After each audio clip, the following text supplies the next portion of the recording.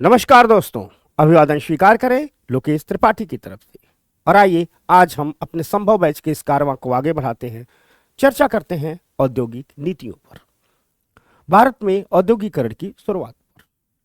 जब आधुनिक भारत की औद्योगिक नीतियों की बात करते हैं, औद्योगिकरण की शुरुआत करते हैं, तो सीधे हम आजाद हिंदुस्तान की बात करते हैं। अगर देखा जाए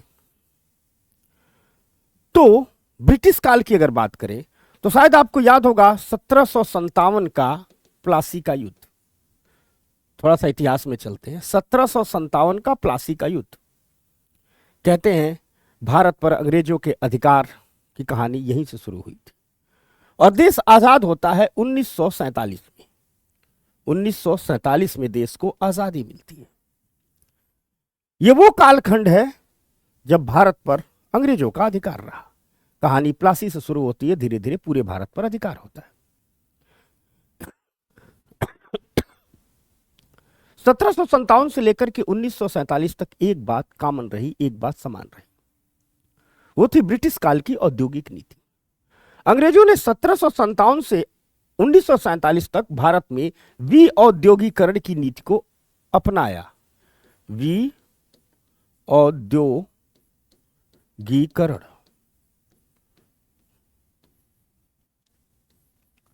इस नीति पर चले। यह एक चीज कॉमन रही।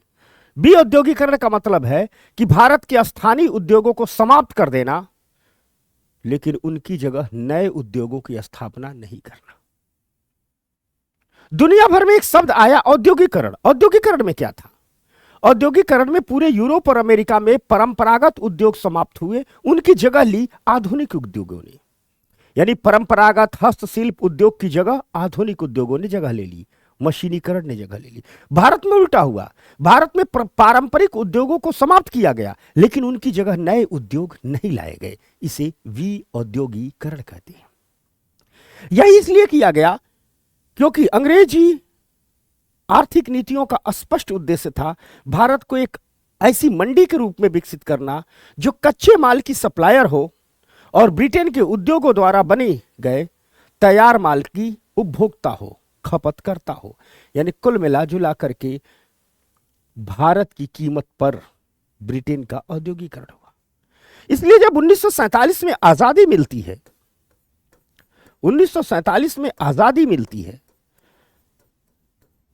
तो आजादी के बाद हमारे मुल्क के सामने जो पहली चुनौती थी वह यही थी कि भारत में औद्योगिकरण की नीति रखना, भारत के औद्योगिकरण की शुरुआत करना, और यह शुरुआत एकदम शून्य से करना। इसलिए 47 की आजादी के बाद तुरंत 1948 में पहली औद्योगिक नीति लाई गई। 1948 में भारत की प्रथम औद्योगिक नीति लाई गई। प्रथम औद्योगिक नीति लाई गई। प्रथम औद्योगिक नीति लाई गई। और इस प्रथम औद्योगिक नीति में भारत सरकार ने, आजाद हिंदुस्तान की सरकार ने यह मंशा स्पष्ट कर दी कि हम देश का औद्योगिकरण करेंगे। लेकिन अभी देश नया आजाद हुआ था, विभाजन हुआ था, शक्ति हस्तांतरण हुआ था, चीजों को समझने की कोशिश की जा रही थी, चीजों को संभालने की कोशिश की जा रही थी, बहुत कुछ नहीं हुआ। 1951 में पहली पंचवर्षीय योजना लाई, बात आगे बढ़ी।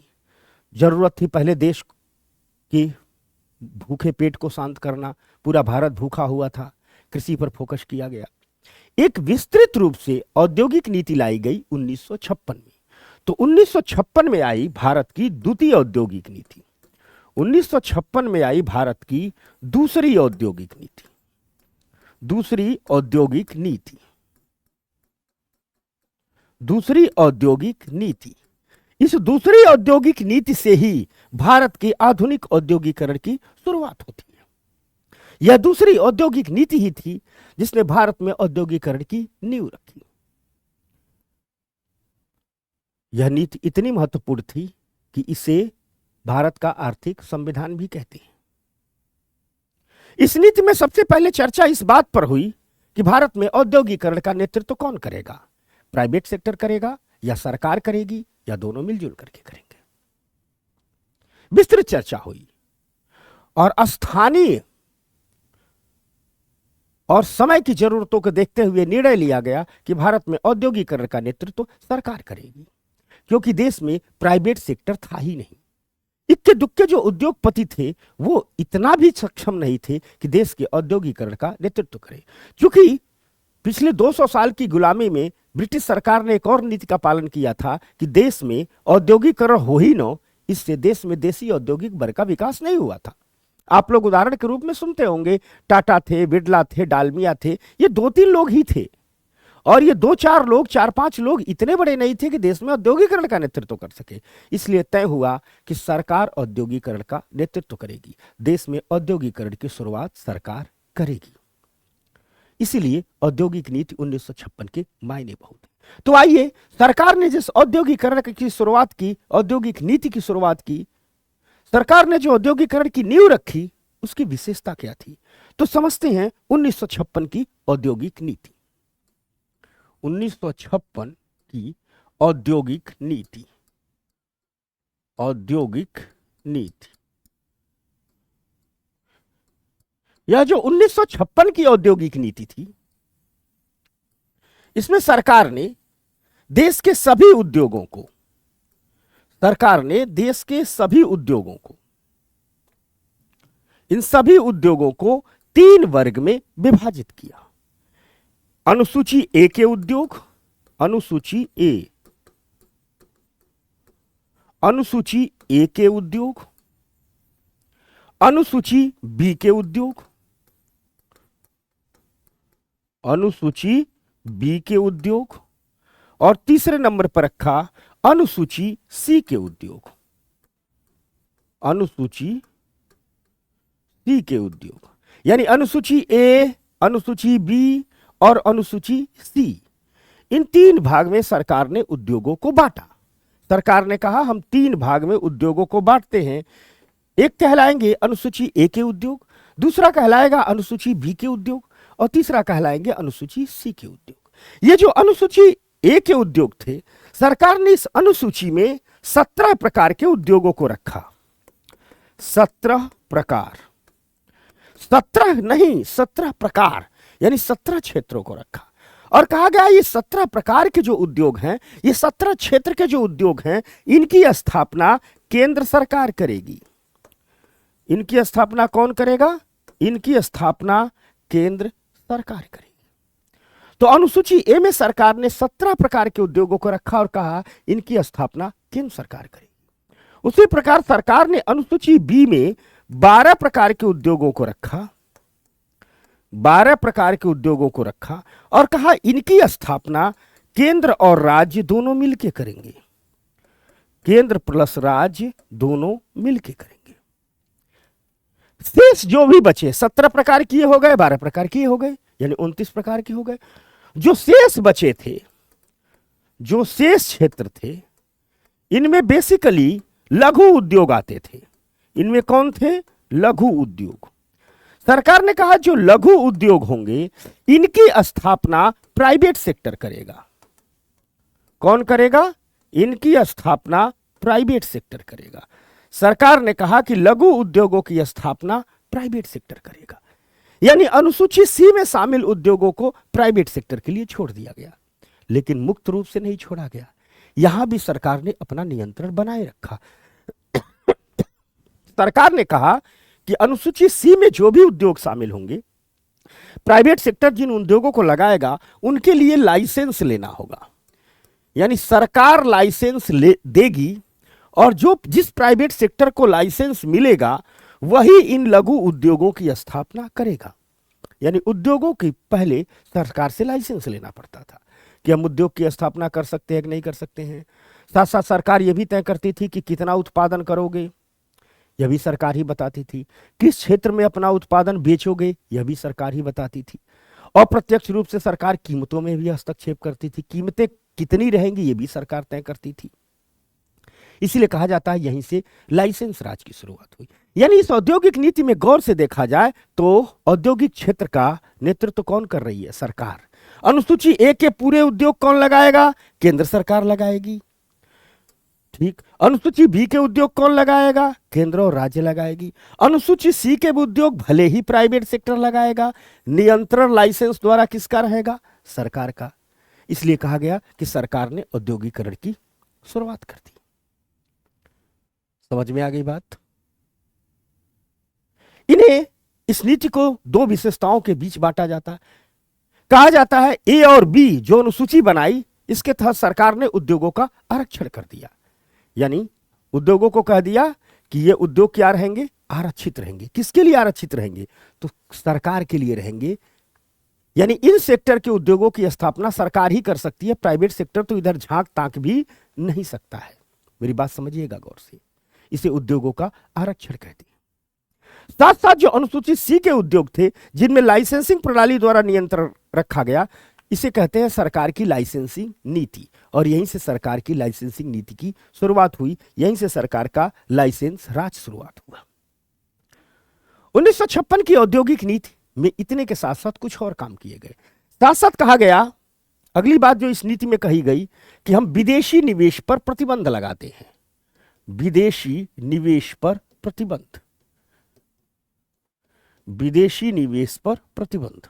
अर्थात इसका मतलब सीधे यह था कि कोई विदेशी कंपनी भारत में आकर के उद्योग स्थापित नहीं करेगी। विदेशी निवेश पर प्रतिबंध से आशय यह था कि कोई विदेशी कंपनी भारत में आकर के उद्योग की स्थापना नहीं करेगी। इसके साथ साथ आयात प्रतिस्थापन की नीति लाई गई। आयात प्रतिस्थापन की नीति लाई गई। आयात प्रतिस्थापन की नीति लाई गई। नीति, आप कहोगे ये आयात प्रतिस्थापन की नीति क्या है? तो आयात प्रतिस्थापन की नीति को अगर समझे तो समझाता हूं थोड़ा। आयात प्रतिस्थापन, आयात प्रतिस्थापन। देखो, कोई नया नया देश है, मान लीजिए भारत है, ये इंडिया है, ठीक, ये इंडिया है। भारत को जरूरतें हैं ढेर सारे वस्तु की। वस्तु चाहिए, बहुत सारी वस्तु चाहिए। देश आजाद हुआ तो सुई नहीं बनाता था, साइकिल तक नहीं बनती थी, सब ब्रिटिश कंपनियां ही बनाती थी। तो जब कोई देश नया नया आजाद हुआ है, उसका औद्योगिकरण अपना नहीं है, तो वस्तु देश क्या करता है?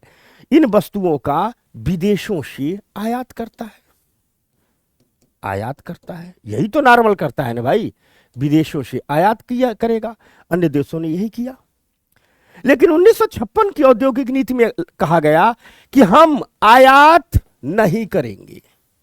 हम आयात नहीं करेंगे, जो भी हमारी जरूरत की वस्तु होगी खुद बनाएंगे, देश के भीतर ही बनाएंगे।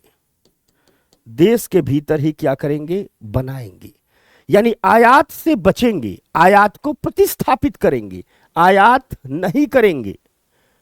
आयात से बचेंगे, देश में ही बनाएंगे। इसी बात को, अर्थात आयात नहीं करेंगे, देश में ही बनाएंगे, इसी को कहा गया आयात प्रतिस्थापन की नीति। समझ गए ना आयात प्रतिस्थापन की नीति क्या है? यानी सैद्धांतिक रूप से आयात प्रतिस्थापन से आशा यह होता है कि हम अपनी जरूरत की वस्तुएं खुद बनाएंगे, आयात नहीं करेंगे। सरकार ने घोषित कर दिया हम आयात प्रतिस्थापन की नीति ला रहे हैं। इस आयात प्रतिस्थापन की नीति के तहत सरकार ने 3 काम किया। इस आयात प्रतिस्थापन के तहत सरकार ने 3 काम किया। आयात प्रतिस्थापन, ठीक, के तहत सरकार ने 3 काम किया। पहला काम सरकार ने, ठीक, एक प्रतिबंधित सूची जारी की, जिसे कहते हैं प्रतिबंधित वस्तुओं की सूची। ठीक, प्रतिबंधित वस्तुओं की सूची। प्रतिबंधित वस्तुओं की सूची। प्रतिबंधित वस्तुओं की सूची, एक लिस्ट जारी की। सरकार ने कहा कि देखो ये हमारी प्रतिबंधित वस्तुओं की लिस्ट है। यानी ये वे वस्तुएं हैं जिनका आयात किया ही नहीं जा सकता। एकदम रोक लगा दी। दूसरी तरफ सरकार ने कहा कि कुछ जरूरी वस्तुएं हैं जो हम तुरंत नहीं बना सकते। जैसे हम कुछ दवाइयां हैं जो तुरंत नहीं बना सकते, कुछ मशीनें हैं जो तुरंत नहीं बना सकते, लेकिन इनकी जरूरत बहुत जरूरी है। कुछ हथियार हैं क्योंकि पड़ोसी बदमाश था। कुछ रक्षा वस्तुएं हैं जिनको हम तुरंत आयात नहीं कर सकते, हम तुरंत नहीं बना सकते। तो ऐसे में सरकार ने कुछ जरूरी वस्तुओं के आयात की इजाजत दी। कुछ जरूरी वस्तुओं की आयात की इजाजत, के आयात की इजाजत, कुछ जरूरी वस्तुओं के आयात की इजाजत थी। समझना बात को। जैसे सरकार ने कुछ दवाइयों के मामले में कहा, सरकार ने कुछ दवाइयों के मामले में कहा कि इनको हम मंगाएंगे। कुछ मशीनरी के मामले में कहा इनको हम मंगाएंगे। यानी कुछ उन वस्तुओं के आयात की सूची जारी कर दी जिनको सरकार मंगाएगी। साथ साथ सरकार ने कहा कि कुछ लोग ऐसे भी हैं जो चाहते हैं कि हम विदेशों से कुछ ना कुछ खरीदते ही रहें। सरकार ने कहा कुछ लोग ऐसे हैं जो चाहेंगे नहीं हम महंगी कार खरीदें, हम महंगी इत्र खरीदें, हम परफ्यूम खरीदें, राजा महाराजा लोग हैं। तो सरकार ने कहा कि कुछ वस्तुओं की लिस्ट जारी की, कुछ वस्तुओं की सूची, कुछ वस्तुओं की सूची, और इन वस्तुओं की सूची जो जारी की इन पर सीमा शुल्क बहुत लगा दिया। इन पर सीमा शुल्क बहुत लगा दिया, बहुत अधिक कर दिया। सरकार ने कहा चलो भैया, राजा महाराजा लोग हो, विदेश से कार मंगानी है। सरकार ने कहा चलो, ये हमारा देश है। सरकार ने कहा कोई बात नहीं है, तुमको विदेशी परफ्यूम लगाना है मंगाओ। सरकार ने कहा चलो भाई, मान लीजिए ब्रिटेन से आप एक कार मंगा रहे हैं, कोई बात नहीं। ब्रिटेन से आपने क्या मंगाई? एक कार मंगाई। मान लीजिए ब्रिटेन वाली कार आ गई। सरकार कह रही है कोई बात नहीं, मंगाइए। जो हमारे पोर्ट पर आएगी, जहाज से जो उतरेगी, इस पर हम बहुत अधिक सीमा शुल्क लगा देंगे। सरकार कहती थी कि हम 500% सीमा शुल्क लगा देंगे। इससे यह कार भारत में आकर के क्या हो जाएगी? बहुत महंगी हो जाएगी। इतना महंगा कर देंगे कि आप खरीद ही नहीं पाएंगे, और खरीदेंगे भी इक्का दुक्का लोग। तो चलिए भाई, भारत सरकार को टैक्स मिलेगा। इस प्रकार आयात प्रतिस्थापन की नीति जारी हो गई। सरकार ने नेतृत्व किया उस औद्योगिकरण का, और यहीं से भारत के औद्योगिकरण की नींव पड़ी। इस नीति की तमाम सफलताएं भी है, इस नीति की तमाम विफलताएं भी है। बाद में इसी 1956 की नीति में आगे कुछ सुधार किए गए, कुछ बातें जोड़ी गई। 1969 में कुछ बात जोड़ी गई, 73 में कुछ बात जोड़ी गई, 80 में कुछ बात जोड़ी गई, 85 में कुछ बात जोड़ी गई, एक एक दो बात जोड़ी गई। चलता यही रहा। इस नीति की अपनी उपलब्धियां भी थी, इस नीति की अपनी कमियां भी थी। इस नीति की अपनी जो उपलब्धियां थी वो 2-3 थी। इस नीति ने भारत में औद्योगिकरण की नींव रखी। इस नीति ने भारत के औद्योगिकरण की में विविधता लाई। इस नीति में भारत में औद्योगिकरण को पूरा किया। जब यह नीति लाई गई तो यह देश सुई नहीं बनाता था, सुई, कपड़ा सिलने वाला सुई। लेकिन इस नीति का परिणाम था कि इस देश ने सुई से लेकर के हवाई जहाज तक बनाया। यह देश साइकिल तक नहीं बनाता था, इस देश ने साइकिल से लेकर सैटेलाइट तक बनाया। कोई ऐसी वस्तु नहीं थी जो इस देश ने नहीं बनाया। हाँ, 1980 के बाद इस नीति की कुछ कमियां सामने आई। सारे उद्योग सरकारी थे, बाजार में प्रतिस्पर्धा का अभाव था। सरकारी संरक्षण के कारण इन उद्योगों में प्रतिस्पर्धा नहीं थी। धीरे धीरे ये उद्योग घाटे में चलने लगे, इनका घाटा बढ़ता गया। इनके द्वारा बनाई गई वस्तुओं की गुणवत्ता में कमी होती गई। इससे भारत की विदेशी वस्तुओं का निर्यात एकदम शून्य हो गया। जहां तक लाइसेंसिंग नीति की सवाल थी, प्राइवेट सेक्टर की जो रुचि रहती थी, प्राइवेट सेक्टर की सारी रुचि इसमें रहती थी कि कैसे हम अधिक से अधिक लाइसेंस अर्जित कर लें। एक बार लाइसेंस मिल गया, मान लो किसी कंपनी को साबुन बनाने का लाइसेंस मिल गया, तो वही साबुन बनाएगी, अन्य कोई नहीं बनाएगा। वही बेचेगी, अन्य कोई नहीं बेचेगा। तो प्राइवेट सेक्टर सोचता था साबुन बनाने का लाइसेंस ले लेते हैं, फिर हम ही बनाना है, हमें ही बेचना है, अबाड़ा कबाड़ा जैसे बनाएंगे वैसे बेचेगा, सब बिकेगा। तो 1980 के बाद प्राइवेट सेक्टर का भी निर्यात धीरे धीरे जीरो हो गया। यानी सरकारी कंपनियों का भी घाटा बढ़ता गया, प्राइवेट वस्तुओं का भी निर्यात जीरो होता गया, और 80 के बाद हमारा आयात बढ़ता गया क्योंकि पेट्रोलियम की कीमतें बढ़ती गई। यानी 80 से 90 के दशक को हम देखें तो इस नीति की कमियां सामने आई। एक तरफ हमारा निर्यात जीरो हो गया और दूसरी तरफ पेट्रोल की बढ़ती कीमतों के कारण और रक्षा वस्तुओं की खरीद के कारण हमारा निर्यात बढ़ता गया। हमारा आयात बढ़ता गया। यानी हम बेच कुछ नहीं रहे हैं, खरीद खूब रहे हैं, तो धीरे धीरे हमारा व्यापार घाटा बहुत बढ़ जाएगा और इस बढ़ते व्यापार घाटे के कारण भारत एक बहुत गहरे आर्थिक संकट में आ गया। विदेशी मुद्रा भंडार समाप्त हो गया। यहां हम इसकी विस्तृत चर्चा नहीं कर रहे हैं, इसकी विस्तृत चर्चा हम एक चैप्टर आर्थिक सुधार में करेंगे, इकोनॉमिक रिफॉर्म में करेंगे। तो बात यह थी कि 1990 आते आते भारत का व्यापार घाटा बहुत बढ़ गया। भारत के सामने विदेशी मुद्रा का संकट 1991 में आकर के खड़ा हो गया। यह संकट रातों रात नहीं आया था।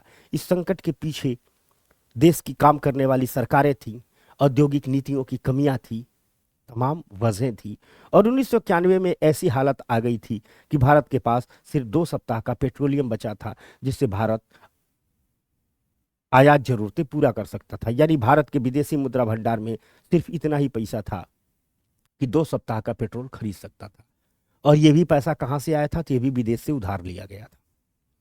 ऐसे में भारत के सामने इस आर्थिक संकट से निकलने का कोई रास्ता नहीं था।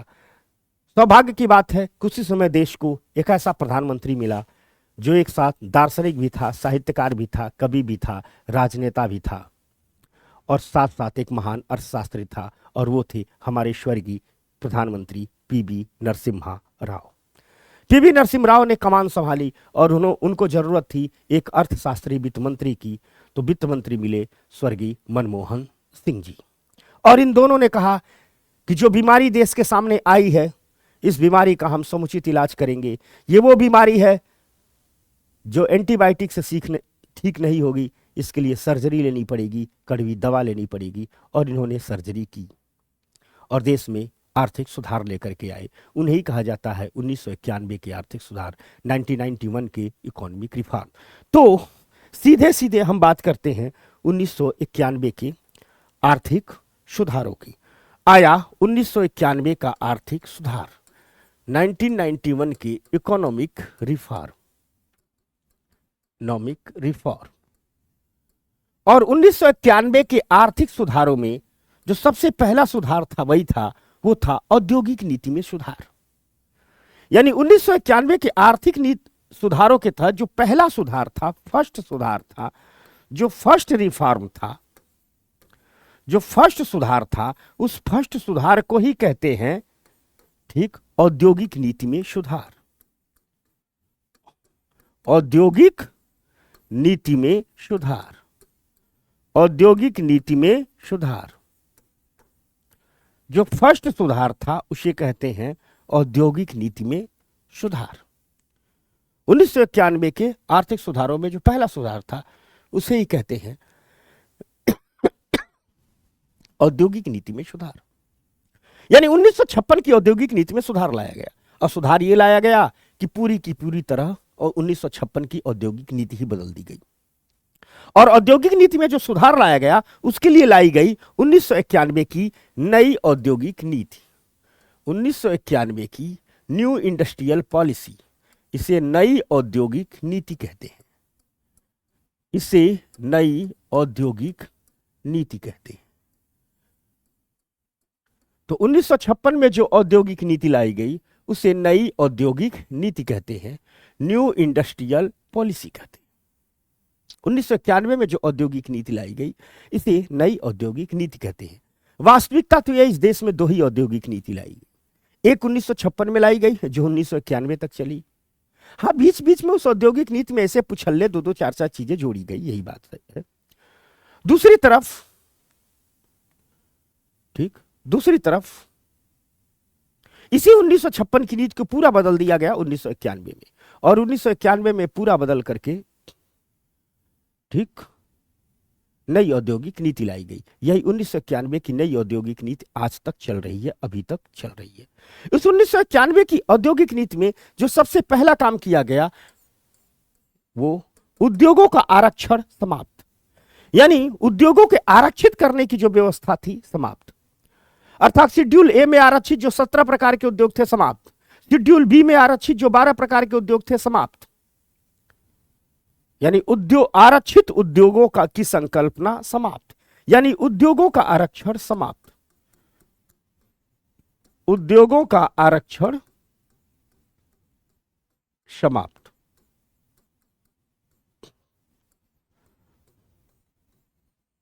उद्योगों का आरक्षण समाप्त। सरकार ने कहा अब जो हम कहे थे कि 17 प्रकार के क्षेत्र अनुसूची ए के लिए आरक्षित होंगे, 12 प्रकार के क्षेत्र अनुसूची बी के आरक्षित होंगे, सब हटाते हैं हम, उद्योगों का आरक्षण समाप्त। आज के दौर में स्थिति क्या है? वर्तमान में सरकार के लिए आरक्षित उद्योग सिर्फ 2 हैं। यानी सरकार के लिए आरक्षित उद्योग, सरकार के लिए जो आरक्षित उद्योग हैं,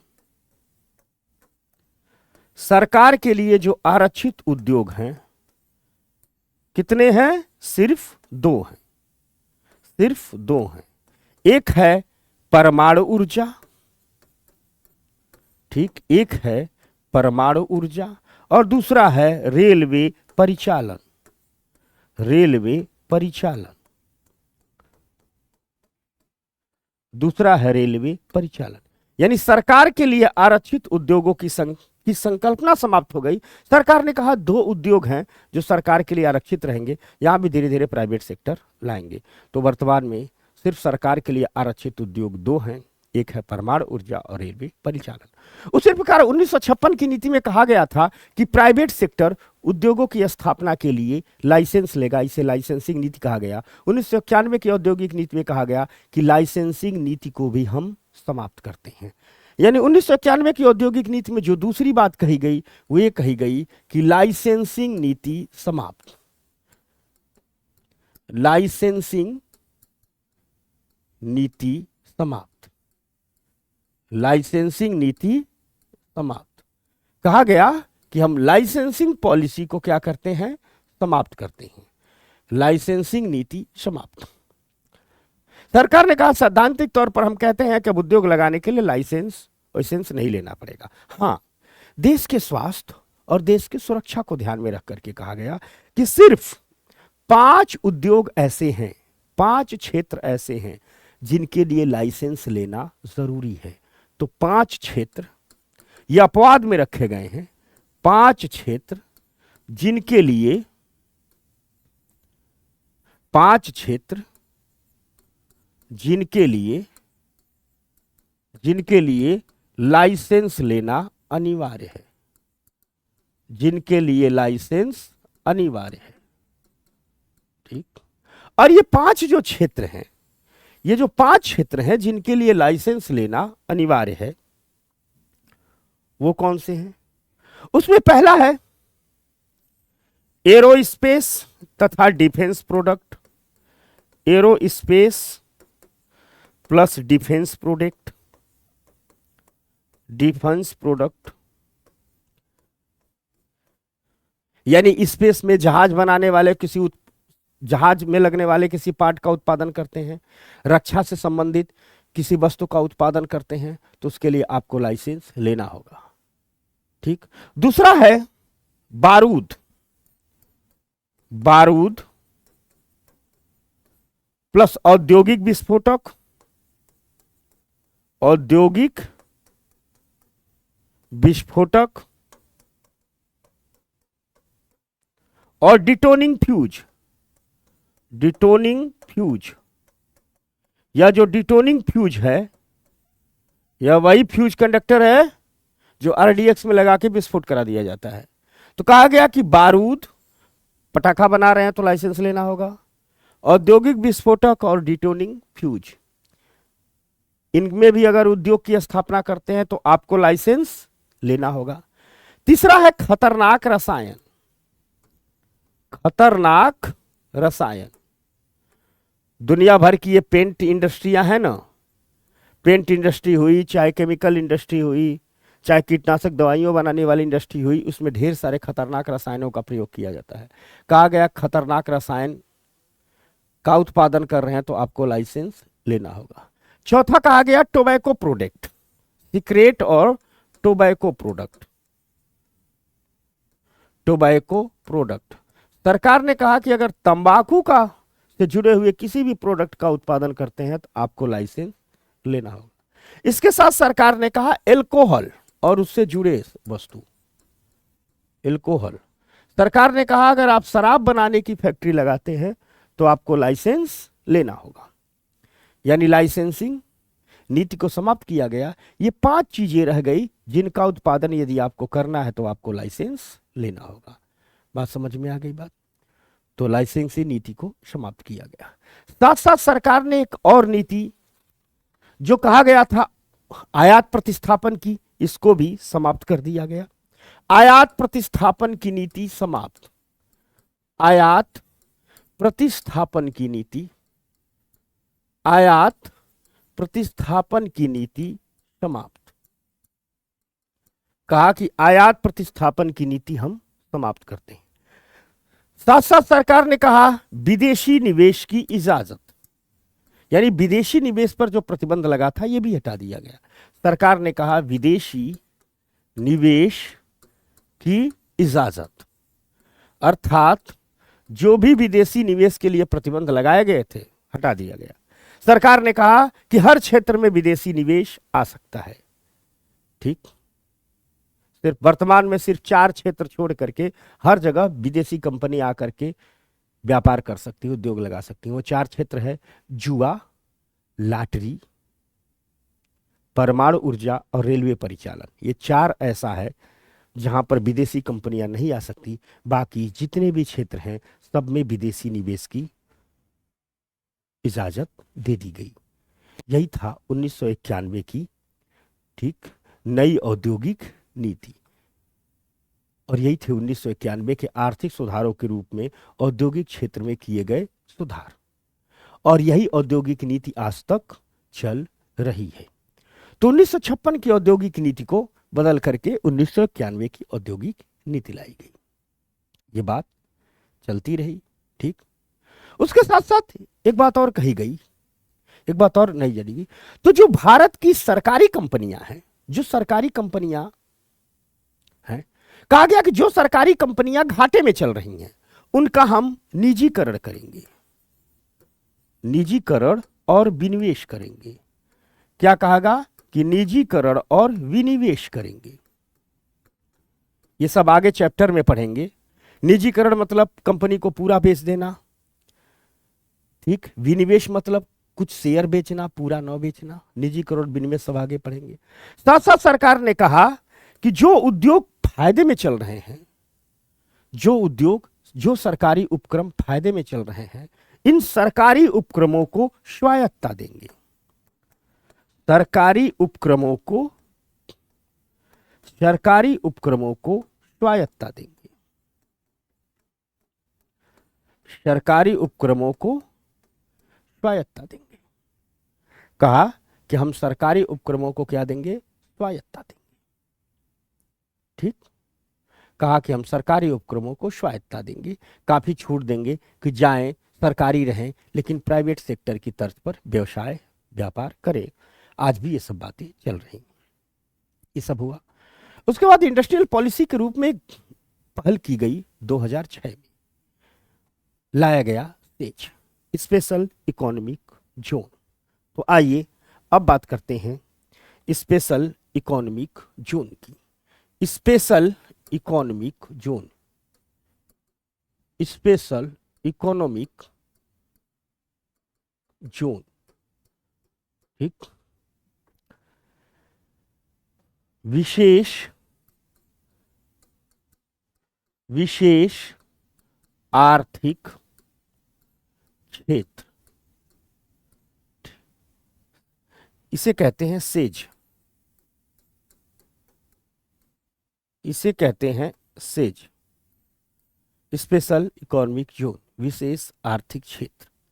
तो स्पेशल इकोनॉमिक जोन का कॉन्सेप्ट आया, विशेष आर्थिक क्षेत्र का कॉन्सेप्ट आया। ठीक, सेज का कॉन्सेप्ट आया, स्पेशल इकोनॉमिक जोन का कॉन्सेप्ट आया, विशेष आर्थिक क्षेत्र का कॉन्सेप्ट आया। इसके लिए भारत की पार्लियामेंट ने एक एक्ट पारित किया जिसे कहा जाता है सेज एक्ट, सेज एक्ट 2005। तो एक्ट लागू हुआ 2005 में, फर्स्ट सेज बना 2006 में, फर्स्ट सेज बना 2006 में, यानी इसका अधिनियम आया 2005 में, सेज की स्थापना हुई 2006 में। तो क्या है स्पेशल इकोनॉमिक जोन, क्या है विशिष्ट आर्थिक क्षेत्र, समझिएगा। इसको कहा गया कि मान लीजिए आपका देश है,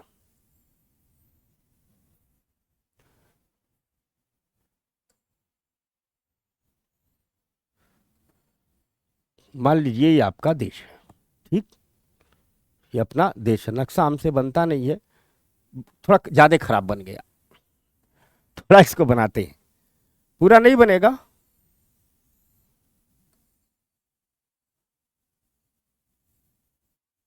ठीक, ये अपना देश है मान लीजिए, चलिए भाई जैसा बन गया। विभिन्न प्रदेश हैं, ये सब मान लीजिए प्रदेश है, ठीक। अब भारत सरकार कह रही है किसी भी प्रदेश में कहीं भी, मान लीजिए भारत सरकार कह रही है कि हम ये एरिया एक्वायर करेंगे, ये एक एरिया हुआ, ठीक। भारत सरकार कह रही है कि हम इस एरिया को सेज घोषित कर देंगे, यह क्षेत्र हमने क्या कर दिया, सेज घोषित कर दिया, ठीक। भारत सरकार कह रही है ये एरिया सेज घोषित कर दिया। अब भारत सरकार कह रही है चाहे देश का उद्योगपति हो चाहे विदेश का हो, यानी चाहे देशी हो या विदेशी हो, कोई भी हो, चाहे देशी हो या विदेशी हो, यहां कोई भी कंपनी लगाए, कोई भी निवेश करे, चाहे वस्तु का उत्पादन करे या सेवा का उत्पादन करे, यानी यहां पर चाहे वस्तु उत्पादन करे या सेवा उत्पादन करे, कुछ भी उत्पादन करे, सरकार कह रही है कि यहां मान लीजिए कोई विदेशी कंपनी आकर के या देश की कंपनी कोई भी एक उद्योग लगा दिया, एक इंडस्ट्री लगा दिया, तो सरकार कह रही है इस उद्योग को, ठीक, जो सेज में लगा, यानी सेज में क्या लग गई, इंडस्ट्री लग गई, ठीक। सरकार कह रही है कि सेज में जो ये इंडस्ट्री लगी है, इस इंडस्ट्री को हम काफी छूट देंगे, हम काफी छूट देंगे, छूट देंगे, छूट देंगे। क्या क्या छूट देंगे भैया? तो सरकार कह रही है कि जो उद्योग इसमें लगेगा, इस इंडस्ट्री को जो छूट देंगे, उसमें हम शुरुआत के 5 साल तक, 5 इयर्स तक 100% इनकम टैक्स में छूट देंगे, 100% इनकम टैक्स में छूट देंगे शुरू के 5 साल तक। सरकार कह रही है बाद के 5 साल, बाद के 5 साल, सरकार कह रही है बाद के 5 साल तक हम इनकम टैक्स में 50% की छूट देंगे, 50% की छूट, यानी उद्योग सेवा लगाइए, कुछ भी लगाइए, शुरुआत के 5 साल तक कितना परसेंट छूट लीजिए, 100%, बाद के 5 साल तक, ठीक, 50% लीजिए। उसके बाद सरकार कह रही है इस सेज में उत्पादन करने के लिए अगर बाहर से आप कोई कच्चा माल मंगाते हैं, मान लीजिए कोई कहता है कि हम सेज में बैग बनाने, जूता बनाने वाली फैक्ट्री लगाएंगे और हम बांग्लादेश से चमड़ा मंगाएंगे, तो सरकार कहती है सेज में, पूरे देश में नहीं, सेज में अगर उद्योग लगा है और इसके लिए बाहर से कोई कच्चा माल आ रहा है, तो इसके लिए हम सीमा शुल्क में छूट देंगे, सीमा शुल्क एकदम फ्री, सीमा शुल्क में छूट देंगे, एकदम आपको एक भी सीमा शुल्क नहीं देना होगा, ठीक। बस यही सेज है। अब आप सोचोगे बड़ा छूट रियायत दे रही है इस सेज में, इतना मोहब्बत क्यों है? तो अन्य जगह जो उद्योग लगेगा वो सब विरोध नहीं करेगा, कि वाह भाई हमसे खूब टैक्स ले रहे हैं, सेज वालों को छूट दे रहे हैं। तो सरकार कह रही है देखो सेज को इतना छूट दे रहे हैं लेकिन बदले में सेज पर एक प्रतिबंध भी लगाएंगे कि सेज में जो भी उत्पादन होगा, जो कुछ भी इस सेज में उत्पादन होगा, चाहे वस्तु का हो चाहे सेवा का हो, उसको विदेशों में निर्यात करना होगा, विदेशों में निर्यात करना होगा। ठीक, क्या करना होगा? देश के अंदर नहीं बेच सकते, आपको इतनी छूट दे रहे हैं तो यही कीमत मांग रहे हैं, आपको विदेशों में क्या करना होगा? निर्यात करना। सरकार कह रही है जो अन्य जगह कंपनियां लगेंगी उनकी मर्जी, मन करे देश में बेचे, मन करे विदेश में बेचे, इनके लिए अनिवार्य है, इनको इसका पालन करना होगा। यानी सेज क्या हुआ? तो सेज एक प्रकार का क्षेत्र हो गया। सरकार जिस क्षेत्र को सेज घोषित कर देती है वहां वस्तु और सेवा के उत्पादन के लिए देशी हो चाहे विदेशी कंपनी हो, अगर यहां नए उद्योग स्थापित होते हैं उनको कुछ छूट देती है। छूट है सर सिर्फ इतनी है, विदेशों में निर्यात करना होगा। तो कहानी सेज की आगे बढ़ी। 2006 से कई सेज लगने शुरू हुए, कुछ सफल हुए हैं, कुछ विफल भी हुए हैं, चल रहे हैं। ठीक, न तो 100% सफल रहे हैं, न तो 100% विफल रहे हैं। 2019 में सेज और डब्ल्यूटीओ में विवाद हो गया। डब्ल्यूटीओ ने लड़ाई कर लिया। डब्ल्यूटीओ ने कहा यह ठीक नहीं है, क्योंकि मान लीजिए सेज में कोई वस्तु बन रही है तो उसे टैक्स में भी छूट मिल जा रहा है, सीमा शुल्क में भी छूट मिल जा रहा है। तो जब वो उत्पादन विदेशों में करने जाएंगे, बेचने जाएंगे, तो विदेशों में उनकी वस्तुएं क्या हो जाएंगी? सस्ती हो जाएंगी। विदेशों में उनकी वस्तुएं क्या हो जाएंगी? सस्ती हो जाएंगी। तो डब्ल्यूटीओ ने कहा कि यह तो अंतर्राष्ट्रीय व्यापार के नियमों का उल्लंघन है। तो सेज और डब्ल्यूटीओ में विवाद हो गया। 2019 तक ये विवाद बढ़ गया। सेज और डब्ल्यूटीओ और सेज का विवाद, डब्ल्यूटीओ और सेज का विवाद, सेज और डब्ल्यूटीओ में क्या हो गया? विवाद हो गया। क्या हो गया? सेज और डब्ल्यूटीओ का विवाद हो गया।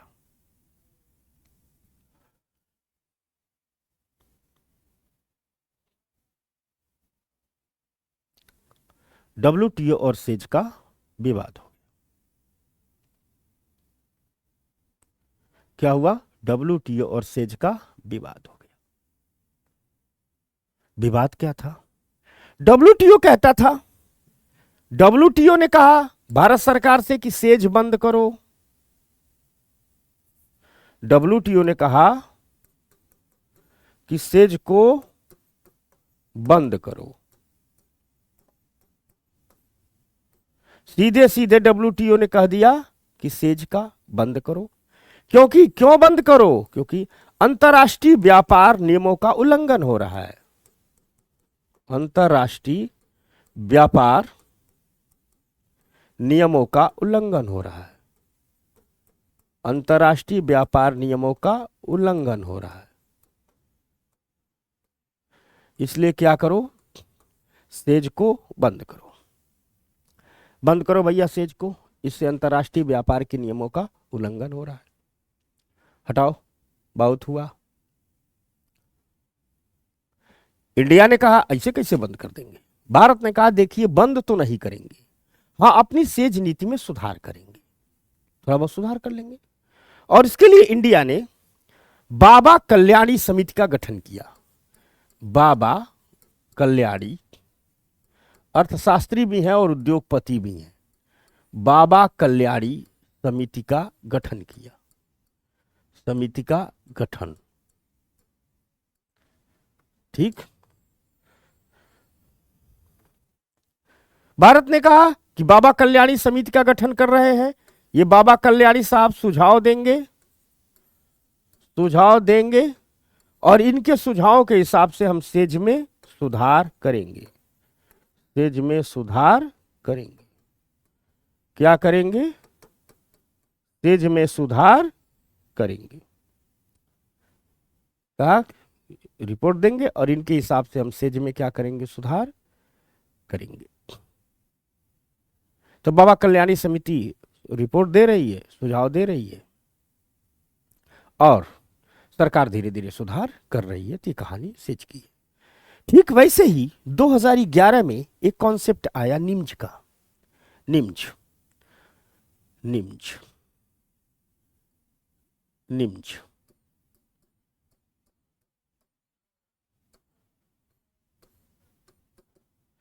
National investment and manufacturing zone. National investment and manufacturing zone, NIMZ. Concept आया किसका? निम्ज का, national investment and manufacturing zone. ये कॉन्सेप्ट आया 2011 में। निम्ज के कॉन्सेप्ट में कहा गया कि भारत सरकार राज्यों की मदद करेगी और राज्य कुछ औद्योगिक टाउनशिप का विकास करेंगे, इंडस्ट्रियल टाउनशिप का विकास करेंगे। राज्य क्या करेंगे? इंडस्ट्रियल टाउनशिप का विकास करेंगे, यानी छोटे छोटे ऐसी जगह बनाएंगे और सभी सुविधाएं डालेंगे। वो एक प्रकार के औद्योगिक उत्पादन के शहर होंगे। ठीक, यानी कुछ बात ऐसी किया गया। भारत सरकार ने कहा, इंडिया गवर्नमेंट ने कहा कि चलो ये है, हम हैं। ठीक, कहा कि जो हमारे मान लीजिए राज्य है, कहा कि मान लीजिए राज्य है, यह राज्य अपने यहां एक एरिया घोषित कर देगा। कम से कम ये 5,000 हेक्टेयर का तो होना ही चाहिए, उससे अधिक का ही होना चाहिए। और इसको घोषित करेगा इंडस्ट्रियल टाउनशिप, औद्योगिक टाउनशिप।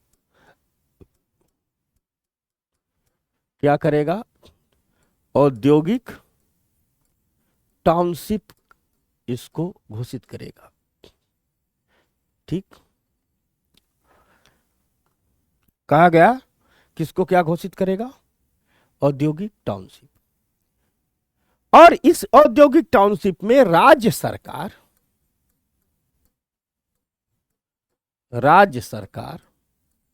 ठीक सुविधाओं का विकास करेगी,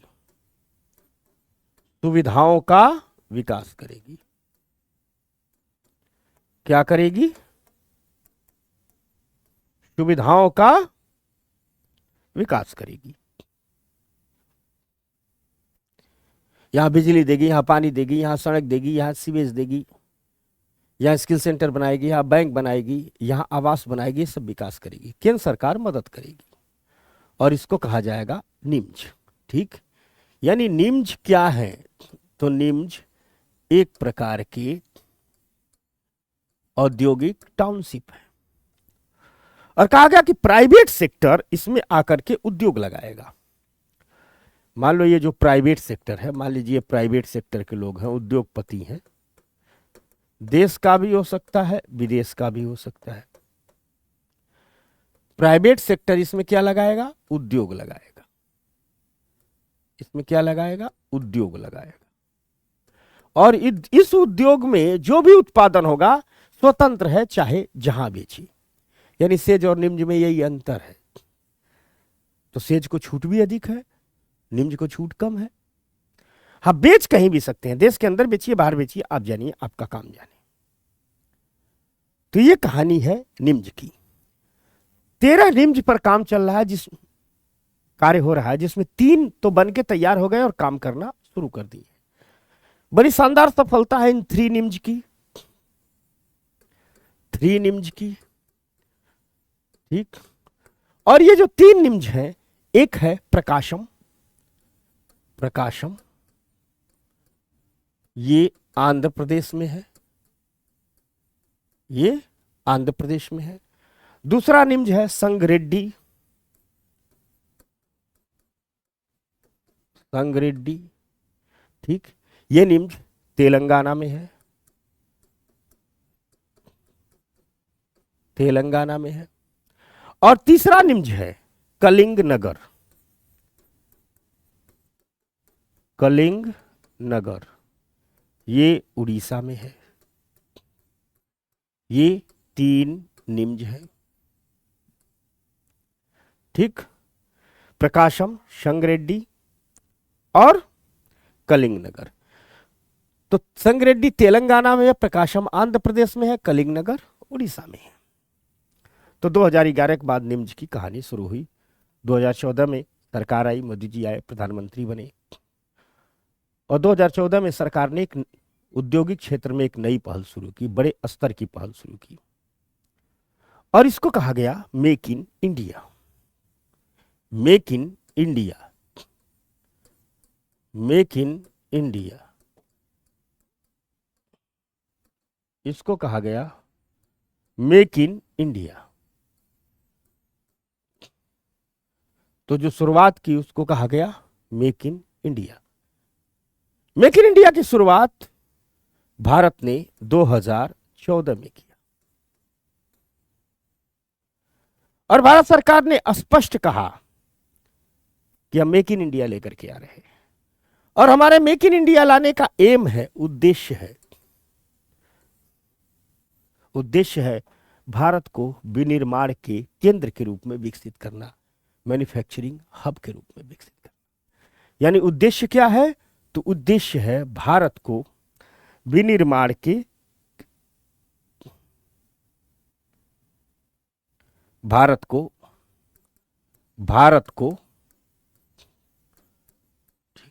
विनिर्माण के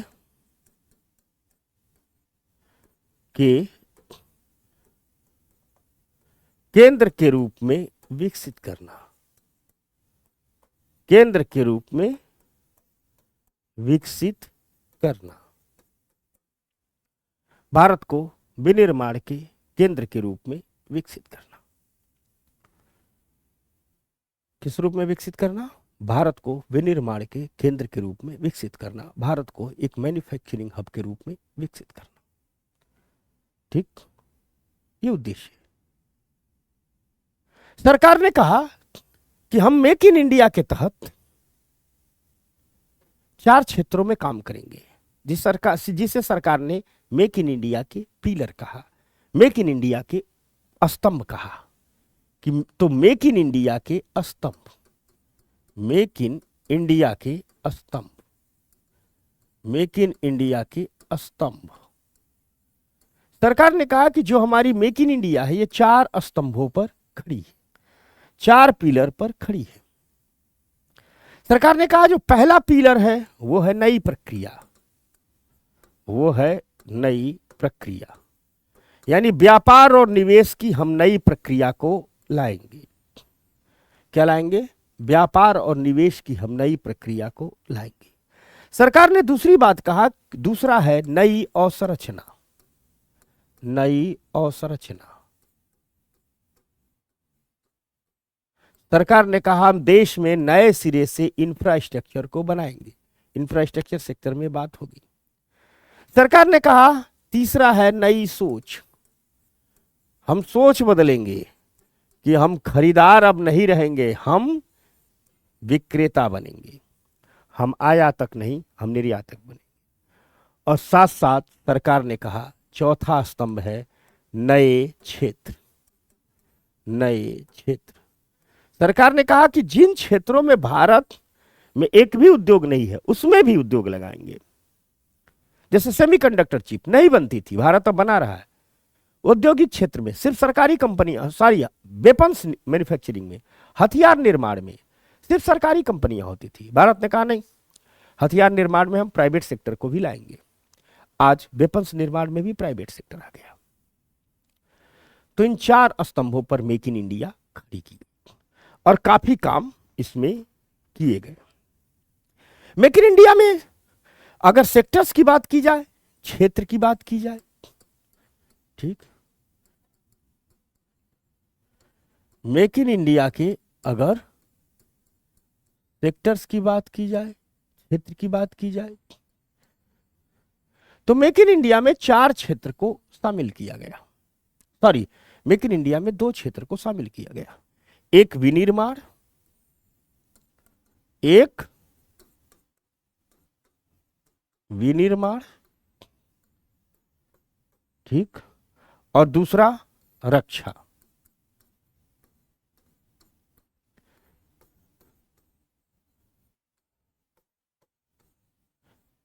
एक विनिर्माण और एक रक्षा। तो एक क्षेत्र कौन था? विनिर्माण, मैन्युफैक्चरिंग, और दूसरा, सॉरी, दूसरा सेवा। गलतियां हो जा रही है, सेवा, ठीक, मैन्युफैक्चरिंग सेक्टर और सर्विस सेक्टर। विनिर्माण में 15 क्षेत्र शामिल किए गए। कितने? 15 क्षेत्र। और सर्विस सेक्टर के 12 क्षेत्र।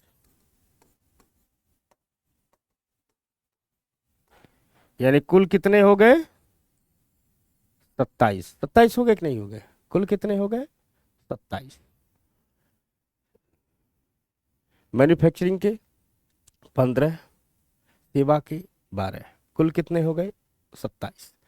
तो 27 क्षेत्र मेक इन इंडिया में शामिल किए जा चुके हैं, ठीक।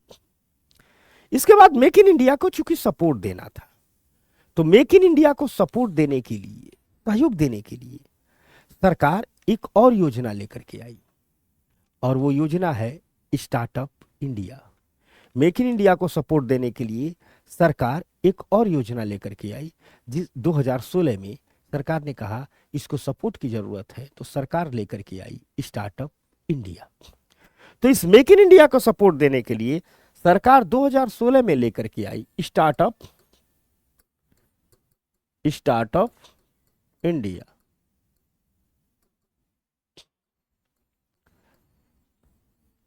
क्या लेकर के आई? Startup India. ये लेकर के आई 2016 में, और उद्देश्य साफ थे। उद्देश्य था देश में नवाचार को बढ़ावा देना, उद्यमिता को बढ़ावा देना और मेक इन इंडिया का सहयोग करना। यानी इसका उद्देश्य साफ था, और उद्देश्य था देश में नवाचार को बढ़ावा,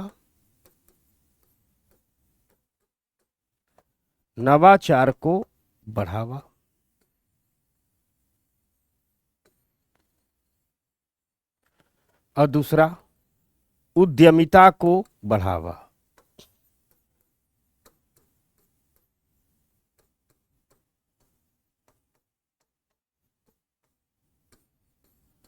उद्यमिता को बढ़ावा, और इन दोनों को बढ़ावा देकर के मेक इन इंडिया का सहयोग।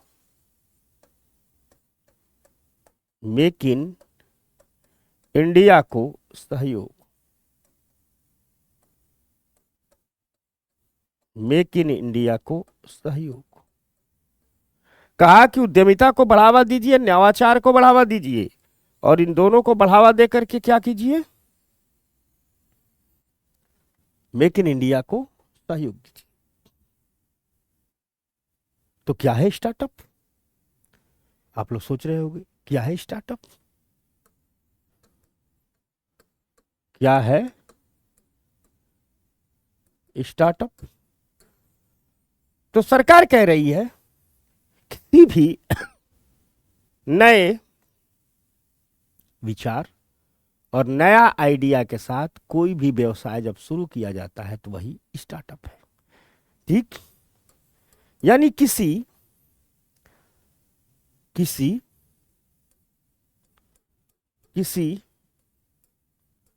नए आइडिया और नए विचार के साथ उद्योग या व्यवसाय, या सीधे कह लीजिए कार्य की शुरुआत करना, के साथ व्यवसाय की शुरुआत करना। सरकार कह रही है कि किसी नए आइडिया और नए विचार के साथ व्यवसाय की शुरुआत कीजिए, वही स्टार्टअप है। सरकार कह रही है कि हम ढेर सारा मदद करेंगे स्टार्टअप को। सरकार कह रही है ठीक, सरकारी सहयोग, सरकारी सहयोग। सरकार कह रही है कि स्टार्टअप की शुरुआत कीजिए। ठीक, सरकार कह रही है कि जो न्यू स्टार्टअप होंगे, जो न्यू स्टार्टअप होंगे, इस न्यू स्टार्टअप को हम शुरुआत के 3 साल तक, शुरुआत के 3 वर्ष तक आयकर में छूट देंगे। क्या देंगे? आयकर में छूट देंगे। सरकार कह रही है न्यू स्टार्टअप को सस्ते लोन देंगे, सस्ते ऋण देंगे, कम ब्याज लेंगे, सस्ते ऋण देंगे। सरकार कह रही है कि स्टार्टअप को बढ़ावा देने के लिए हम ढेर सारी ठीक योजनाएं लेकर आएंगे, ढेर सारी योजनाएं, जैसे अटल इनोवेशन मिशन, अटल इनोवेशन मिशन,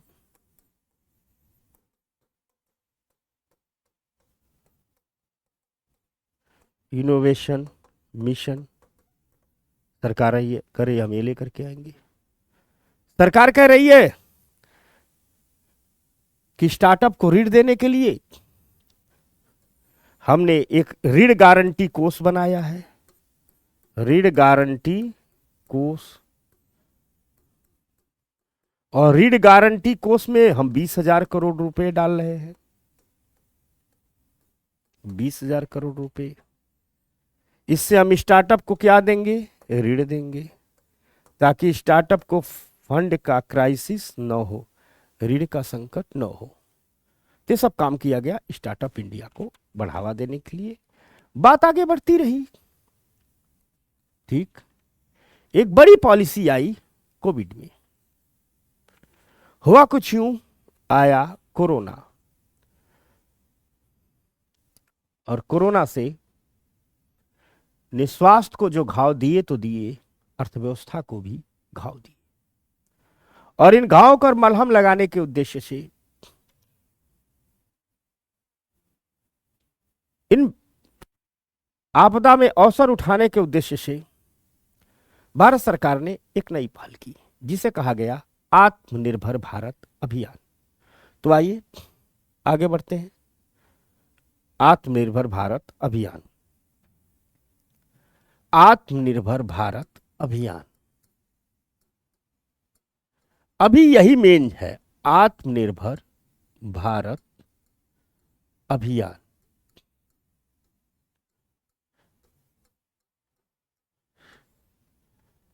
आत्मनिर्भर भारत अभियान, आत्मनिर्भर भारत अभियान। देखो हुआ क्या कि हुआ ये बात कि हुआ ये कि कोविड आया,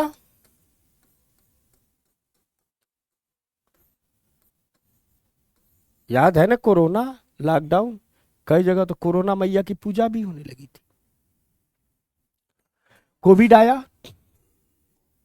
गला मेरा इतना खराब है कि मुंह में लौंग डाल डाल के पढ़ानी पड़ती है।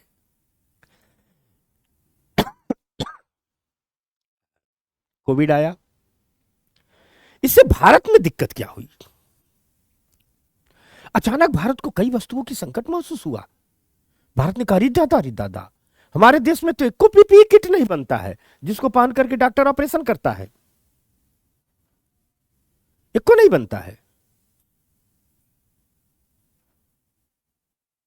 भारत ने देखा था कि हमारे देश को सिम, मोबाइल में जो सिम लगते हैं, लैपटॉप में जो सिम लगते हैं, सेमीकंडक्टर चिप, उनकी दिक्कत आ गई।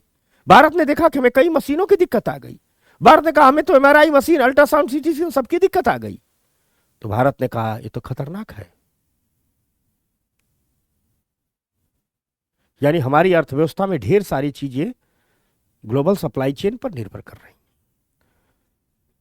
हमारी अर्थव्यवस्था में ढेर सारी चीजें ग्लोबल सप्लाई चेन पर निर्भर कर रही।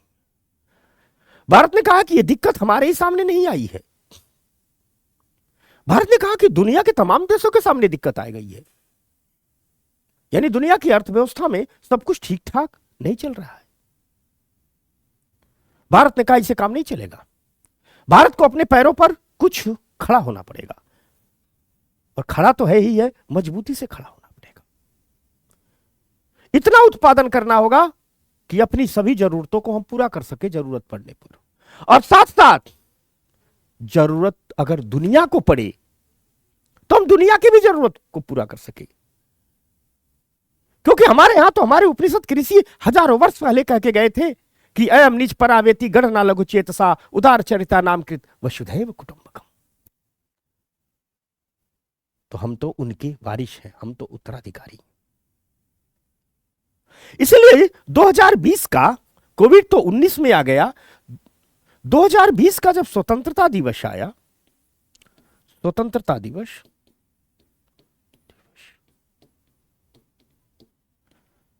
प्रधानमंत्री जब लाल किला पर पहुंचे तो उन्होंने भारत के लोगों से आह्वान किया, और इस आह्वान में उन्होंने एक नारा दिया और कहा कि यह नारा नहीं होगा, अब यह भारत की समस्त आर्थिक नीतियों का केंद्र होगा। और यह नारा था आत्मनिर्भर भारत अभियान। यह नारा था आत्मनिर्भर भारत अभियान।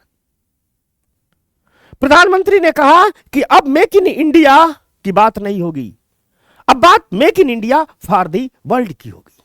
यानी स्वतंत्रता दिवस भाषण में प्रधानमंत्री ने स्पष्ट कहा कि काम अब मेक इन इंडिया से नहीं चलेगा, अब बात होगी make in India for the world. प्रधानमंत्री ने कहा बात होगी make in India for the world, यानी भारत अपने लिए भी बनाएगा, दुनिया के लिए भी बनाएगा। प्रधानमंत्री ने कहा कि अब एक ऐसे वैश्वीकरण की हम रचना करने जा रहे हैं जिस वैश्वीकरण में एक मजबूत हिस्सेदारी भारत की भी होगी। क्योंकि दुनिया जिस वैश्वीकरण के दौर में जी रही है, इस वैश्वीकरण के केंद्र में कुछ ही देश हैं और इनका परिणाम दुनिया के सामने है। इसलिए वैश्वीकरण के नए सूत्रों का सृजन किया जाएगा। वैश्वीकरण के कंधों में एक कंधा भारत भी होगा, और भारतीय अर्थव्यवस्था को एक नया आकार देने के लिए, भविष्य में एक नया रूप देने के लिए एक बड़ा महत्वाकांक्षी अभियान लाएगा, आत्मनिर्भर भारत अभियान। 2029 तक यही अभियान चल रहा है। वर्तमान में औद्योगिक नीति से संबंधित जितने भी नीतियां आ रही हैं, सब इसी अभियान के तहत आ रही हैं। जब आत्मनिर्भर भारत अभियान आया तो भारत सरकार ने कहा, प्रधानमंत्री ने कहा कि इसके 5 पिलर होंगे, जिसमें इसका जो पहला पिलर है, उन्होंने कहा कि जो पिलर 1 होगा, यानी जो पहला पिलर होगा, वो साफ साफ होगा कि हम अपनी अर्थव्यवस्था को, इकोनॉमी को, अब हम अपनी इकोनॉमी को क्वांटम जंप देंगे, क्वांटम जंप देंगे। उन्होंने कहा इंक्रीमेंटल चेंज नहीं, क्वांटम जंप। क्वांटम जंप का मतलब होता है तेज छलांग, तेज छलांग। प्रधानमंत्री ने कहा देखिए, हम जो कुछ भी कर रहे हैं वो इंक्रीमेंटल चेंज के लिए कर रहे हैं, धीरे धीरे धीरे धीरे बदलाव हो, देश आगे बढ़े। उन्होंने कहा ना, कुछ ऐसा करेंगे तेज छलांग लगाए। लोगों ने कहा कि कैसे, तो उन्होंने कहा इसके लिए 4 पिलर और है, उन 4 पिलरों पर काम करेंगे। तो पहले पिलर में बात की गई कि इकोनॉमी को क्वांटम जंप देंगे, और इसके लिए जो दूसरा पिलर आया, पिलर 2, पिलर 2। इस पिलर 2 में उन्होंने कहा कि इकोनॉमी को क्वांटम जंप देने के लिए हम सीधे सीधे, थोड़ा पानी भी दीजिए, इकोनॉमी को क्वांटम जंप देने के लिए हम सीधे सीधे जो दूसरा काम करेंगे, वो दूसरा काम ये होगा कि हम एक विश्व स्तरीय अवसंरचना का निर्माण करेंगे। विश्व स्तरीय अवसंरचना का निर्माण, विश्व स्तरीय अवसंरचना का निर्माण। हम विश्व स्तरीय अवसंरचना का निर्माण करेंगे। हम क्या करेंगे? विश्व स्तरीय अवसंरचना का निर्माण करेंगे। यानी हम भी बेहतर इंडस्ट्रियल कॉरिडोर बनाएंगे, बेहतर इंडस्ट्रियल पार्क बनाएंगे, तेज गति से चलती हुई सर्राटा मारती फर्राटा मारती हुई बुलेट ट्रेन लाएंगे, मेट्रो लाएंगे, हाइड्रोजन ट्रेन चलाएंगे, देश के कोने कोने में एयरपोर्ट खोलेंगे, जहाज पर बैठ करके उड़े देश का आम नागरिक उड़ता हुआ जाएगा। यानी विश्व स्तरीय अवसंरचना जो भारत की पहचान बनेगी। साथ साथ प्रधानमंत्री ने कहा इसके बाद जो तीसरा काम करेंगे, यानी जो पिलर 3 होगा, ठीक, हम टेक्नोलॉजी ड्रिवन इकोनॉमी का निर्माण करेंगे। यानी तकनीकी आधारित इकोनॉमी का निर्माण, तकनीकी पर आधारित इकोनॉमी का निर्माण, तकनीकी पर आधारित इकोनॉमी बनाएंगे। तकनीकी पर आधारित इकोनॉमी विशेष करके डिजिटल इकोनॉमी की ओर जाएंगे, डिजिटल इकोनॉमी की ओर जाएंगे, क्योंकि डिजिटल इकोनॉमी में काम बहुत तेजी से होते हैं, काम पारदर्शी होते हैं, भ्रष्टाचार की समस्याएं कम होती है। उन्होंने कहा ये काम करेंगे। उसके साथ साथ उन्होंने कहा एक काम और करेंगे, यानी पिलर 4। उन्होंने कहा कि जो हमारा यूथ है, जो हमारा युवा है, इसको हम स्किल करेंगे, इसको कौशल देंगे बाजार के हिसाब से, ताकि ये कौशल युक्त युवा हमारे देश में विकास की ऊर्जा का स्रोत बने, विकास की ऊर्जा का स्रोत बने, विकास की ऊर्जा का स्रोत बने।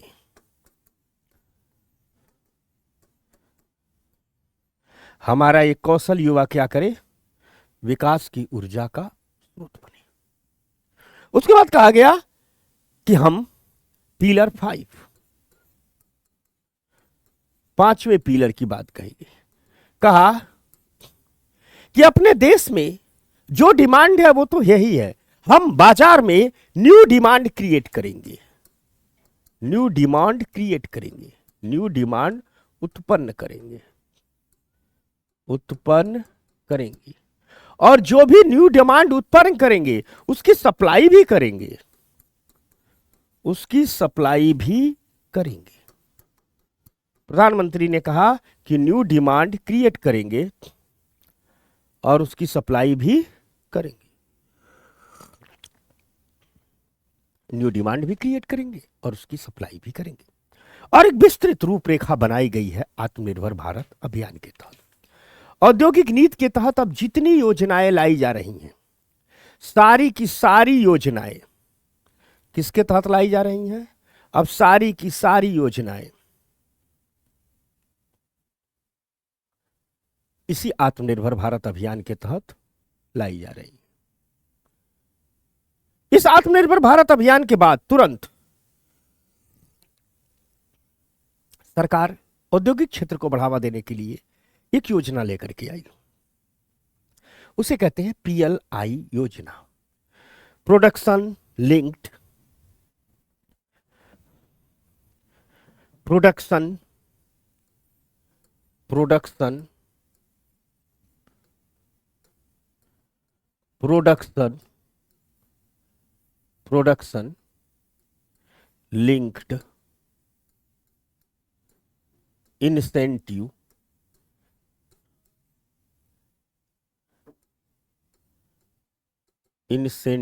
स्कीम, उत्पादन से जुड़ी प्रोत्साहन योजना।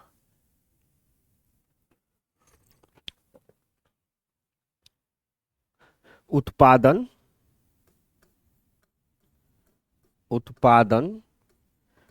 से जुड़ी प्रोत्साहन योजना।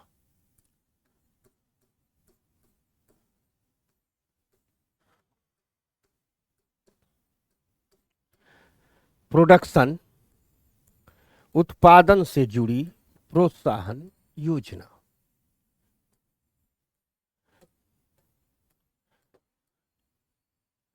उत्पादन से जुड़ी प्रोत्साहन योजना, प्रोडक्शन लिंक्ड इनिशिएटिव स्कीम।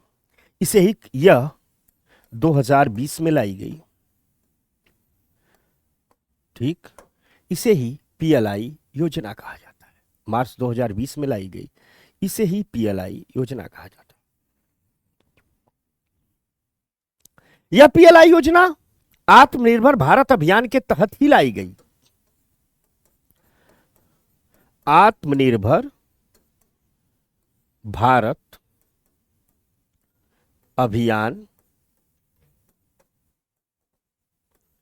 के तहत, किसके तहत लाई गई? तो यह आत्मनिर्भर भारत अभियान के तहत लाई गई। ठीक, यह आत्मनिर्भर भारत अभियान के तहत लाई गई पीएलआई योजना। जब ये पीएलआई लाई गई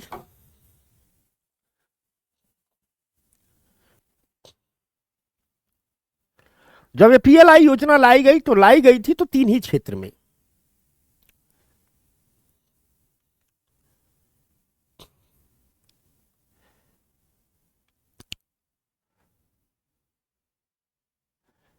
ठीक, जब ये लाई गई थी तो लाई गई थी 3 क्षेत्र में, लेकिन इसका काम शानदार रहा। तो 2024-25 में के बजट में इसे बढ़ा करके कर दिया गया 14 क्षेत्र में। यानी वर्तमान में पीएलआई योजनाएं कितने सेक्टर में कार्य कर रही हैं? 14 क्षेत्र में, 14 सेक्टर में। तो वर्तमान में पीएलआई योजनाएं कितने क्षेत्र में काम कर रही हैं? तो वर्तमान में पीएलआई योजनाएं 14 क्षेत्र में काम कर रही हैं। तो उत्पादन से जुड़ी जो प्रोत्साहन योजनाएं हैं 14 क्षेत्र में काम कर रही हैं। आप सोच रहे होंगे क्या है पीएलआई? इसकी परिभाषा भी लिखवाएंगे, समझा नहीं पाओगे, समझाओगे तो ठीक तुरंत समझ जाओगे। देखो, यानी आत्मनिर्भर भारत अभियान के तहत आई है, 14 क्षेत्रों में ये काम कर रही है। क्या है ये? क्या है पीएलआई? लिखने के लिए होना चाहिए। क्या है पीएलआई? तो पीएलआई के बारे में कहा जाता है कि यह योजना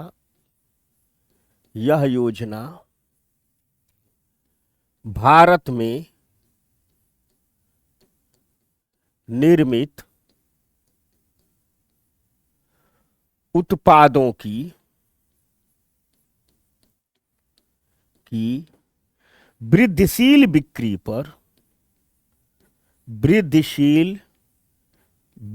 पर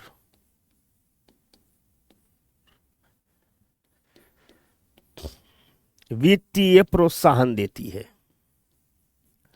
वित्तीय प्रोत्साहन देती है। ठीक, प्रोत्साहन की राशि वर्तमान राजस्व के 5 से 10% के बीच होती है, कहीं कहीं 3 से 10% भी है। तो प्रोत्साहन राशि वर्तमान राजस्व के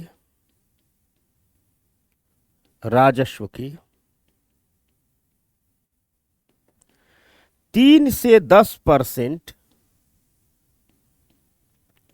के बीच होती है। 3 होगा, 4 होगा, 5 होगा, 8 होगा, बीच होती है। कुछ भी नहीं समझ में आया होगा, अब मैं समझाता हूं। अब मेरे तरीके में आ जाओ। देखो, पीएलआई योजना कहती है कि जो 14 क्षेत्र हैं, इन्हीं 14 क्षेत्र में, सभी क्षेत्र में नहीं, जो 14 क्षेत्र हैं और किसी में नहीं। कितने क्षेत्रों में शामिल? अभी 14 क्षेत्र की लिस्ट भी लिखवाएंगे। तो जो 14 क्षेत्र हैं, इनसे संबंधित मान लो ये कोई इंडस्ट्री है, ये कोई उद्योग है, ये कोई उद्योग है। ठीक, और एक बात और, ये जो प्रोत्साहन राशि दी जाती है 5 सालों तक ही दी जाती है। कहा गया कि हम 5 सालों तक ही देंगे। अब दो चीज देखा जाता है, वृद्धिशील बिक्री, ये क्या है? यहां हमने लिखा ना कि वृद्धिशील बिक्री, धैर्य से समझिए, 2 मिनट में समझ में आएगा ये क्या है। वृद्धिशील बिक्री का मतलब होता है पिछले वर्ष की तुलना में इस वर्ष हमने अधिक बिक्री की है। अब मान लीजिए यह कोई उद्योग है, इसने लास्ट ईयर मान लीजिए इसने लास्ट ईयर कुल 1,000 करोड़ की बिक्री की है। 1,000 करोड़ की बिक्री यानी कितने पैसे का सामान बेचा है? 1,000 करोड़। अब मान लीजिए इसने करेंट ईयर, इस साल करेंट ईयर, अब मान लीजिए इसने करेंट ईयर में, इस वर्ष में, सपोज दैट इसने इस साल 1,200 करोड़ की बिक्री की है। 1,200 करोड़ की बिक्री इस साल कितने की है? 1,200 करोड़ की बिक्री की है। मान लीजिए उसने इस साल 1,000 करोड़ की बिक्री की है, पिछले साल 1,000 करोड़ की बिक्री की, इस साल इसने 1,200 करोड़ की बिक्री की, तो 200 करोड़ की अधिक बिक्री की है ना। जो ये अधिक बिक्री की है ना पिछले साल की तुलना में, यह अधिक बिक्री ही वृद्धिशील बिक्री कहलाती है। यह वृद्धिशील बिक्री कहलाती है। यह अधिक बिक्री ही, अब मान लो अगर पिछले साल इसने 1,000 करोड़ का बेचा, इस साल 900 करोड़ का बेचा होता तो वृद्धिशील बिक्री नहीं होती। अब सरकार कह रही है कि कंपनियों को पहला शर्त पूरा करना होगा कि वृद्धिशील बिक्री को दर्शाना होगा, और यदि कंपनियों ने वृद्धिशील बिक्री को दर्शाया है तो हमारी योजना की पहली शर्त पूरी कर सकती है। सरकार कह रही है कि अगर कंपनियां वृद्धिशील बिक्री को दर्शा रही हैं तो शर्त पूरा हो गई, यानी अब इन पर हम विचार करेंगे। तो शर्त समझ गया ना, वृद्धिशील बिक्री। अब शर्त क्या है? योजना क्या कहती है? योजना क्या कहती है कि जो करेंट राजस्व है, वर्तमान राजस्व क्या है? 1,200 करोड़। सरकार कहती है कि जो करेंट रेवेन्यू है, करेंट राजस्व है, इसका हम 3 से 10% के बीच, अब अलग के लिए अलग अलग है, किसी का 3 है, किसी का 4 है, ठीक। इससे 3, गवर्नमेंट कह रही है कि करंट राजस्व के, गवर्नमेंट क्या कह रही है कि करंट राजस्व के 3 से 5% के बीच हम इस कंपनी को क्या देंगे? वित्तीय प्रोत्साहन, यानी पैसा ट्रांसफर कर देंगे, पैसा ट्रांसफर कर देंगे, दे देंगे, पैसा दे देंगे। यह पैसा किस रूप में देंगे? यह पैसा इन्हें इनाम के रूप में देंगे कि शाबाश तुमने अच्छा काम किया। किस रूप में देंगे? प्रोत्साहन के रूप में देंगे। मान लो किसी ने यह शर्त पूरा कर दिया, वृद्धिशील बिक्री भी दर्शा दी, 1,200 करोड़ की बिक्री हो गई, कह रही है कि हम 5 करोड़ दे देंगे, तो 1,200 का 5% जो भी पैसा बनता है इस कंपनी के अकाउंट में ट्रांसफर कर देंगे। यह योजना 14 क्षेत्रों में लागू की गई। तो सेक्टर्स देख लेते हैं। सेक्टर्स यानी पीएलआई में शामिल क्षेत्र, पीएलआई में शामिल, ठीक, पीएलआई में शामिल क्षेत्र। देख लेते हैं कि पीएलआई में शामिल क्षेत्र कौन कौन है। तो पीएलआई में 14 क्षेत्र हैं, जिसमें पहला है, ध्यान से सुनना, प्रमुख प्रारंभिक सामग्री, प्रमुख प्रारंभिक सामग्री, औषधि मध्यवर्ती, औषधि मध्यवर्ती, और सक्रिय औषधि सामग्री, और सक्रिय औषधि, सक्रिय औषधि सामग्री और सक्रिय औषधि सामग्री, ये मेडिसिन कंपनियों से जुड़ी है।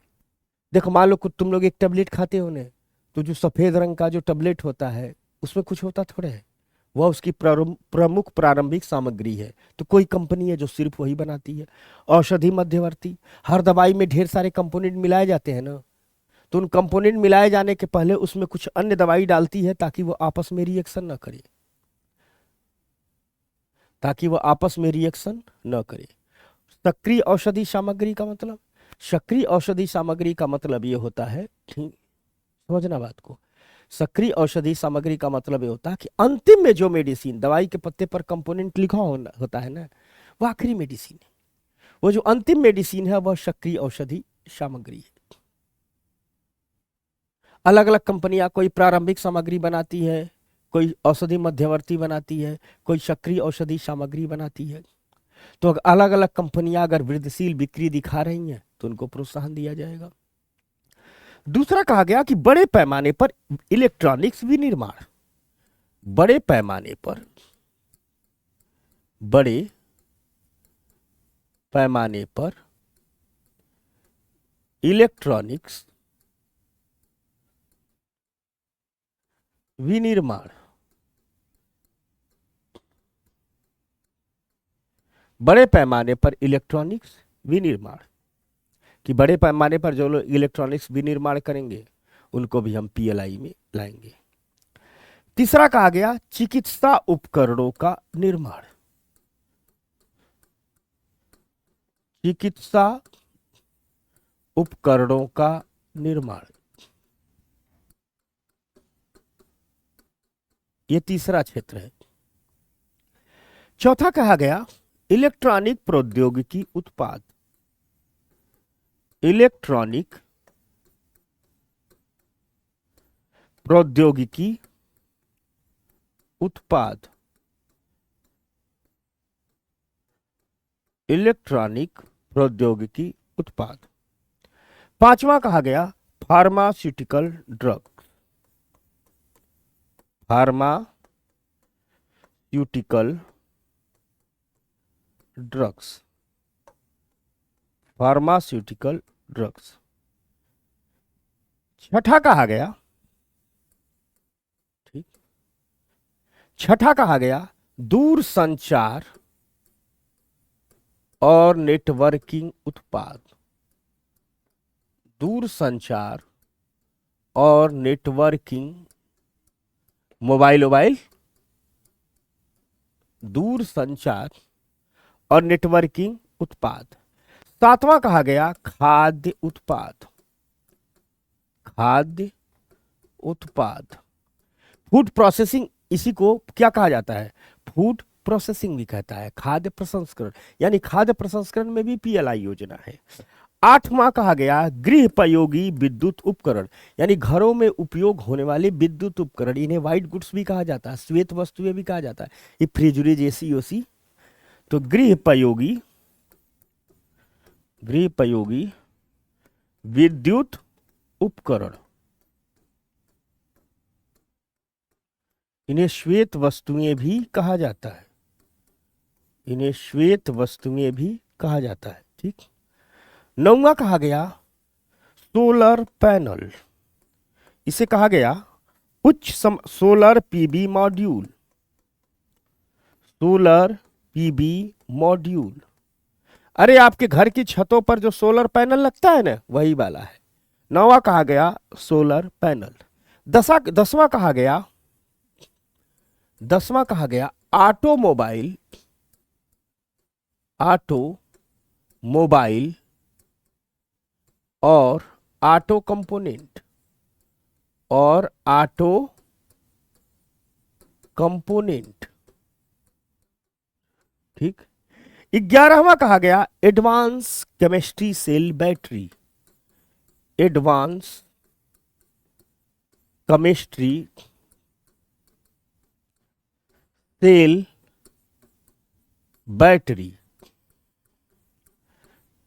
11वां कहा गया एडवांस केमिस्ट्री सेल बैटरी। 12वां कहा गया तकनीकी वस्त्र। तकनीकी वस्त्र, ये जो डॉक्टर लोग पहन करके सर्जरी करते हैं ना, तकनीकी वस्त्र। पेट्रोकेमिकल्स कंपनियों में, केमिकल्स कंपनियों में जो लोग नौकरी करने जाते हैं वो ऐसे पहन के नहीं चले जाते, पूरा शरीर उरीर ढक के, उन सबको तकनीकी वस्त्र कहते हैं। 13वां कहा गया विशेष इस्पात। 13वां कहा गया विशेष इस्पात। और 14वां कहा गया, ठीक, 14वां कहा गया ड्रोन और सेमी कंडक्टर। ये 14 क्षेत्र हैं। देखो एक को भूला तो नहीं है। 14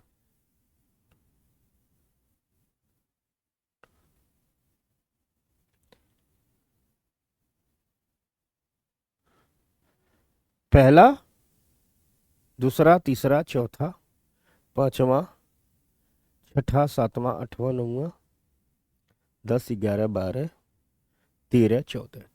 तो ये है पीएलआई योजना और यही सब चल रहा है। अब आपको करना क्या है? आपको करना क्या है? देखो भाई, तो आपको करना ये है, सीधी सीधी बात है, 1948 से लेके यहां तक आ गए। अब जो लोग इस साल एग्जाम दे रहे हैं, इसमें अतिरिक्त क्या करना है? बजट 2025 आएगा, बजट लेकर के आ रहे हैं वित्त मंत्री 1 फरवरी को। बजट 2025-26 आएगा। इस बजट 2025-26 में जो इंडस्ट्री पर बात कही होगी, जो उद्योगों पर बात वित्त मंत्री कही होंगी, उन्हीं को इसमें ऐड कर देना है। अब क्या लेके आएंगे तो मुझे पता नहीं है। जब लेके आएंगी तो मैं खुद बजट पढ़ाने आऊंगा, आपके इसी यूट्यूब चैनल पर आऊंगा, तो बजट हमसे पढ़ लीजिएगा। और बजट में जो उद्योग वाली बात बताऊंगा उसको ले आकर के यहां जोड़ लीजिएगा। तो जब ये नोट्स बनाइएगा 2 पेज छोड़ दीजिएगा, बाद में बजट ढूंढ लीजिएगा, आपका उद्योग हो गया खत्म। तो दोस्तों, ये कहानी रही उद्योग की। मुझे उम्मीद है आपको बहुत अच्छी तरह से समझ में आया होगा, और समझ में आया होगा तो एक काम जरूर कीजिएगा, हमें कमेंट करके जरूर बताइएगा।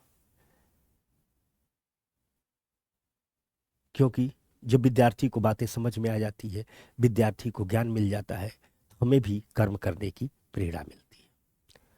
तो नमस्कार, अभिवादन स्वीकार करें लोकेश त्रिपाठी की तरफ से, और लीजिए उद्योग पढ़िए समझिए। धन्यवाद।